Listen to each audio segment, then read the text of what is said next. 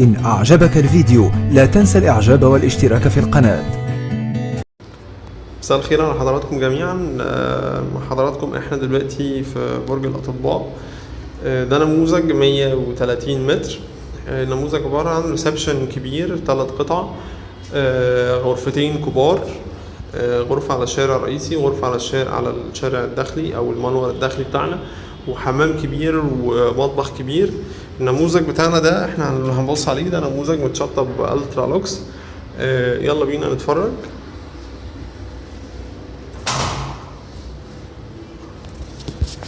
بسم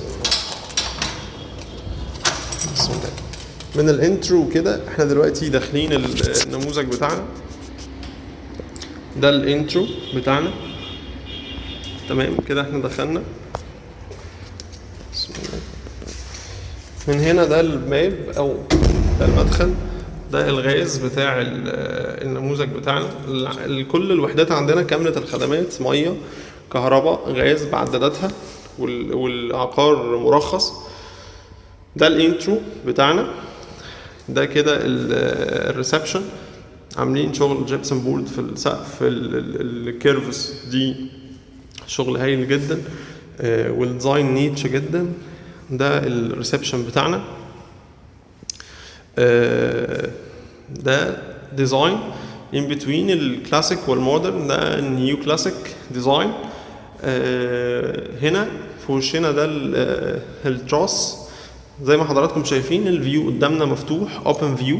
النموذج ده مميز جدا، هو وكل النماذج اللي زيه، لان الفيو بتاعها مفتوح جدا، والتراس واسع جدا، حوالي 1.80 متر.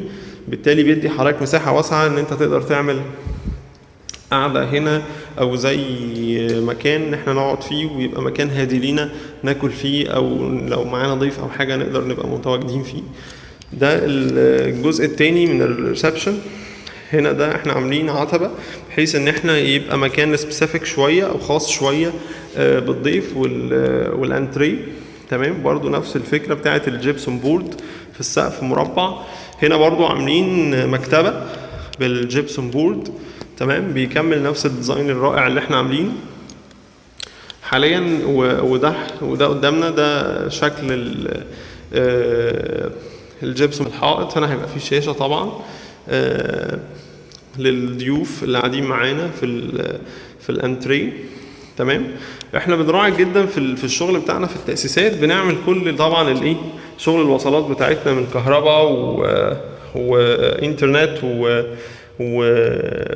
وكيبلز بتاعه الشاشه او بتاعه الريسيفرز، بتبقى كلها مدفونه في الحيطه، بحيث بس بنوصل الكيبلز ده. وده طبعا الشغل الجديد يعني.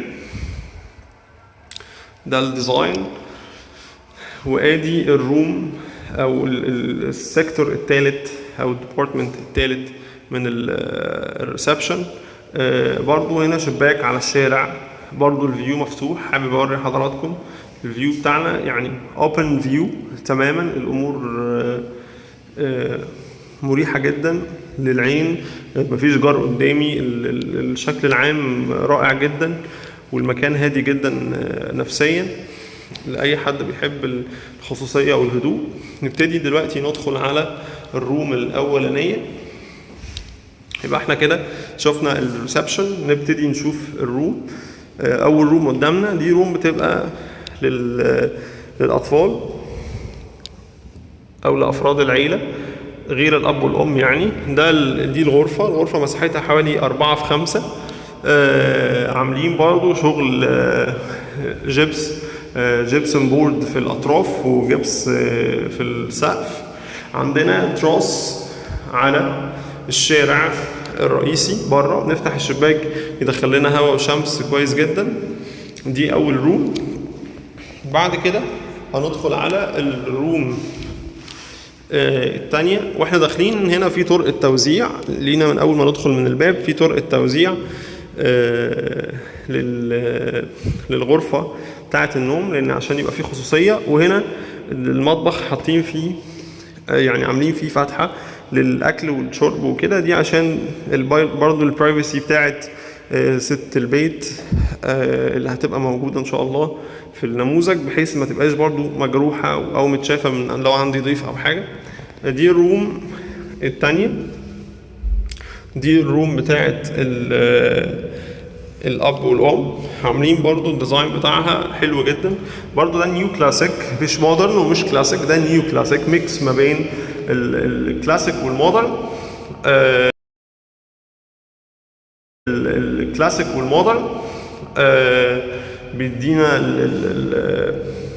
الانطباع الرائع ده. الغرفة دي الجراي لايت جراي، واللايت جراي من مميزاته في غرف النوم ان هو مريح للاعصاب، وكمان بيدي انطباع بالراحة والهدوء.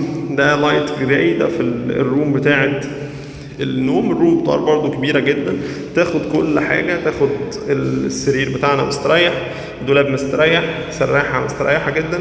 الروم تاخد اي مساحات، يعني اي مساحة في العفش تاخدها الروم، مش احتاج ان انا افصل روم او حاجة. مميز عندنا برضو الحمام، مساحته من المساحات الرائعة جدا. ده الحمام بتاعنا. الحمام بتاعنا برضو زي ما حضراتكم شايفين، اخد حوض مستريح كبير، قاعدة مستريحة، بانيو كامل. وهنا ممكن لو حد في النماذج المتاحة عندنا، احنا فاضل عندنا نموذج كمان غير النموذج ده،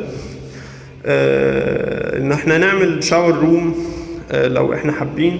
فبرضو الحمام رائع جدا ومميز جدا، يتحمل اي مساحات، سواء قاعدة مدورة او احواض اكبر من كده. زي ما حضراتكم شايفين المساحة ضخمة جدا، تتحمل اي تفاصيل داخلية. ندخل بعد كده على المكان اللي بيخص وبيهم ست البيت. ده المطبخ بتاعنا زي ما حضرتك شايفة او حضراتكم شايفين. المطبخ كبير جدا، اخد حوض مستريح، اليونتس تحت الرخامة تبقى مستريحة جدا. من فوق نفس الموضوع، تاخد غسالة كاملة، تاخد تلاجة، تاخد البوتاجاز، كل التفاصيل بتاعتنا تاخدها، مفيش اي مشكلة. ده طبعا مكان البوتاجاز، ده مكان الغاز، وصلات الغاز. عاملين لحضرتك هنا عشان لو جنب الشفاط المسطح، عاملين لحضرتك شفاط عادي في المطبخ، لانه اكتر فاعليه ومور افكتيف. لو حضرتك مش حابه تحطي شفاط مسطح معاهم، هيبقى ده ساتسفاي جدا واناف جدا.